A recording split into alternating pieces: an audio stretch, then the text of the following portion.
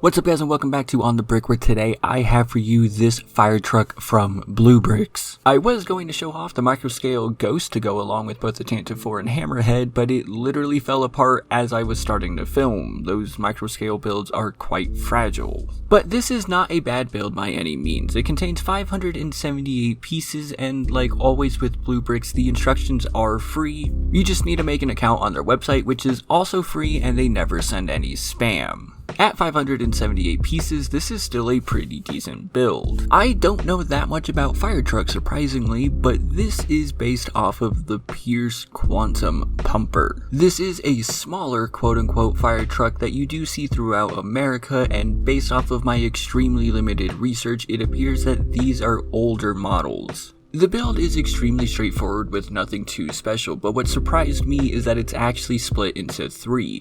The front cabin is a build entirely of its own, this gray section in the middle is its own thing, and then the entire rear end is a build of its own. They all slide together using Technic pins. But the connection is very sturdy and you can easily handle this, move it around or drive it without having to worry about it coming off. And by off I mean apart. Look, it's really early on a very long day for me. I do like the look of the cabin here. You do have the lights on top. They are clear. I would have liked it if they were multicolored, but that's a personal preference. Then you do have the giant bumper, and of course you have the side mirrors and even handles to the doors. Unfortunately, in this version of the build, the doors cannot open. They do have a larger version in which I believe they can, don't quote me on that, but here it's all just purely aesthetic. Immediately behind that you do have that little gray section I was just talking about, in which there's a bunch of like nozzles and valves. I love the use of minifigure hands here to indicate some of that and to show some of the details. It's a clever use of a piece that I always like to see. And then on top of that, there is this hose, which when I look at the real pictures, I just don't see, at least not to this size. I mean, first, the majority of the pictures just don't have it at all, but second, yeah, this is definitely way too big. It really should have just been the red tap piece in the middle and not much else from that. It really stands out, and I'm not a huge fan of it, but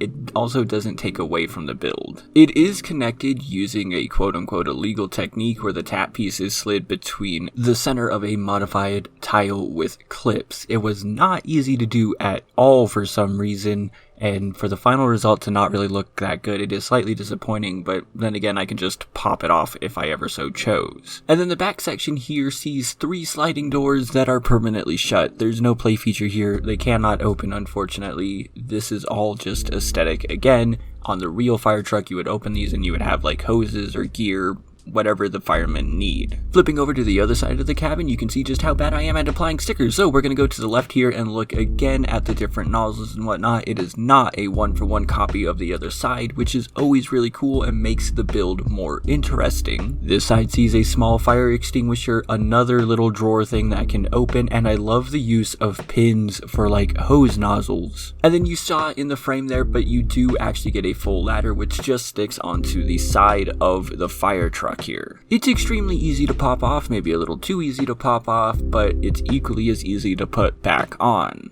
The back of the fire truck has more gizmos and gadgets, and then the place where the hose goes, but without a hose. It's a little weird to see it empty like this, but it was a cool building technique and I think it looks fine. So overall, this was a $30-ish build, which in itself isn't too bad. My biggest complaint with it is unfortunately the stickers.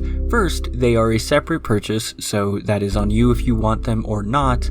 But second, they are all just slapped onto a giant sticker sheet and then you have to cut them out to the exact proportions and then apply them. That's why these stickers are quite messy. They're not really cut out to size at all. The yellow and white stripes are not proportioned to this vehicle, they are proportioned to the larger fire trucks that they make, and then they just indicate where to cut. And if you're like me and you're not very coordinated at small scale things like that, then you're going to get a mess like what I have, which unfortunately does take away from this a little bit. It's extra work, I know, but with things like the Cricut, it's pretty easy to make your own size stickers now, and I would much prefer if they just did that and maybe even charged a little extra for it. But removing that, the build itself is still worthwhile. If you are a fan of fire trucks or like cool vehicles, this is definitely one that I would think is worth checking out, and they also have a bunch of different fire trucks as well if you're interested in those instead.